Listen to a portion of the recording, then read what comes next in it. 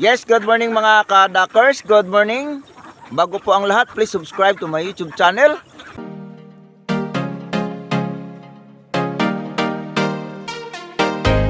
Duck33. Paki-hit naman ang notification bell upang updated kayo sa mga video ko pang may upload. Mga ka-Duckers, isa na namang dabok sa buhay natin. So, hindi po tayo nakuha ng ating tracking dahil yung driver natin ay na hospital. So naggrabe. So nagkakataon na yung pagbaha, doon na siya napasok sa hospital doon sa Tagum. So wala tayong rescue. So mga ka-Duckers, dito tayo nagpahinga ng isang gabi.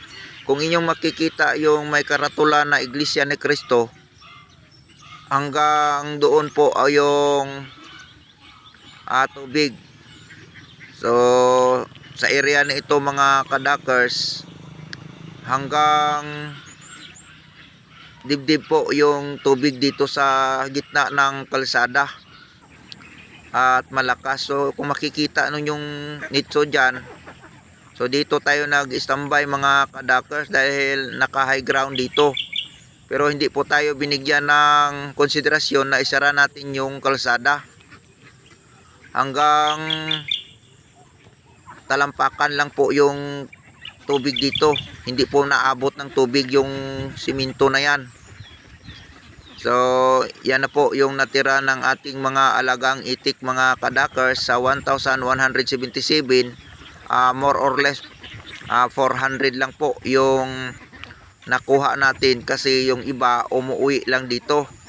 Sanay po yung ating alagang itik na tawagin natin, kaso yung iba hindi na makauwi dahil napasok na po doon sa sako at ginawa na nilang ulam. So ganyan ang mga ugali ng mga tao dito.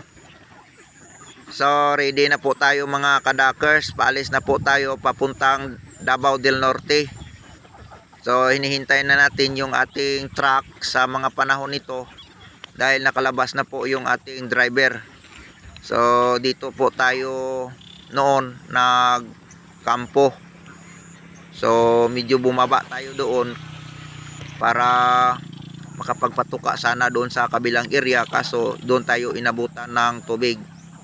So sa lugar na ito, dito natin nilagay yung mga alagang itik natin dahil naghihintay na po tayo ng tracking papuntang Davao del Norte. May mga tao talagang ganyan ang ugali, kahit anong sikta pa yung sinasalihan. Kung talagang kawatan talaga yung tao mga ka-Duckers. So mga ka-Duckers, dito na po tayo sa Davao del Norte. So ang area na ito, dito na po tayo nagpatuka.